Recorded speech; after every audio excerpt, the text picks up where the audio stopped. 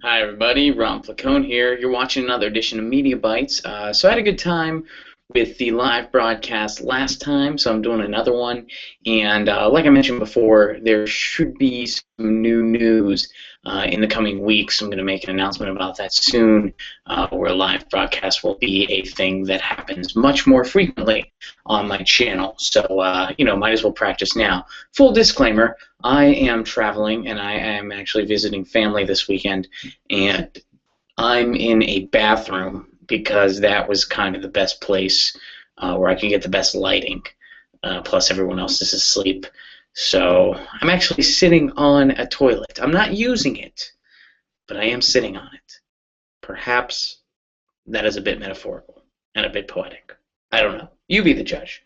But anyway, I'm sitting here on the toilet, and as today is Easter, today is Easter Sunday, I wanted to talk about the Pope's Easter message, Pope Francis. Now, full disclaimer, I'm not a religious person. I don't really practice any religion. I was raised Catholic. I don't really practice anything anymore for a number of reasons. But, I'm a kind of live and let live guy. I'm not a judgmental guy or whatever. And as far as this Pope goes, I gotta say, I like a lot that I see from the guy. I think he's done some pretty cool stuff. I mean, not too long ago, he picked up that hitchhiker. I mean, how cool was that? It's like, hey, you're down on your luck and you need a ride. Come take a ride in my Tupperware bulletproof thingy. You're in luck. Turns out I knew the guy, but still, that was still pretty cool. He's done some cool stuff. He sneaks out of his place to go feed poor people. He shared his birthday breakfast. He's done some cool stuff.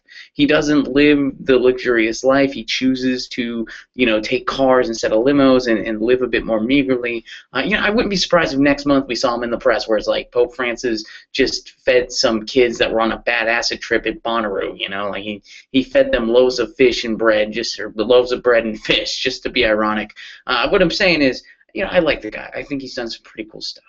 And I also did like the Easter message that he gave. And I want to talk about why. I left a link to the message where you can read the text from it. It wasn't super long or anything. But from a media standpoint, first of all, Fox News doesn't like the guy. That's another reason why I'm kind of cool with him. Fox News, they do not like this Pope. But when he gave his address, first of all, he did call for some compassion to the poor and to look out for your neighbors and so forth. And, something that frustrated me, like I said, I grew up Catholic. I was raised Catholic. I went to Catholic school. And one of the things that I found a bit off-putting that I think a lot of people can find off-putting is, they call for this charity to the poor and so forth, yet the Vatican is so extravagant and so just so big, and the Pope dresses in these just incredible clothes that are just I think sometimes upwards of like $9 million an outfit for the Pope. Meanwhile, there's starving people right outside the gates in Rome, and this is one Pope that actually kind of does do something about that. He actually does choose to live a bit more meagerly. He chooses to take cars and so forth, and I do appreciate that. So it's kind of like when he calls to care for the poor, it's like, well, this is a guy that kind of practices what he preaches, and that's kind of cool. And also, when he discussed conflicts going on in the world, when he mentioned Syria and so forth, he called for peaceful resolution. What he didn't do was he didn't focus on just the Christians that may be victims. He didn't just focus on, oh, some of our Christian brethren are or aren't being persecuted. He focused more on the issue as a whole and called for peace. And I appreciated that because all too often you see stuff like that, even from religious figures, politicized to some degree, making it about the Christian victims or the Christians that are being persecuted against, whereas this guy kind of called more for just peace in general. And I think, when I read that Easter text, I appreciated that. I appreciated that he went that route, that he called more for a peaceful resolution and didn't necessarily engage in commentary solely as it related to Christian priorities.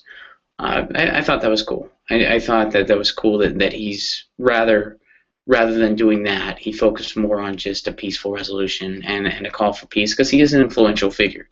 And it's nice to see one of them calling for peace instead of just focusing on the religious narrative of it all, or the implications to people that subscribe to a religious narrative or don't. So I appreciated that. I appreciated the message, and on Easter I wanted to bring that up. Please feel free to post your reactions below. And yeah, sorry this is kind of a weird environment, but I'm doing the best I can with what I have. I leave tomorrow to go back home, so I'll be getting back with thoughts, rants, and cold coffee probably tomorrow, and hopefully in the coming weeks I should have a few announcements for you guys. But yeah, as for right now, that's just my thoughts on that. Feel free to leave your reactions below, and I'll see you next time. This is Ron Placone signing out.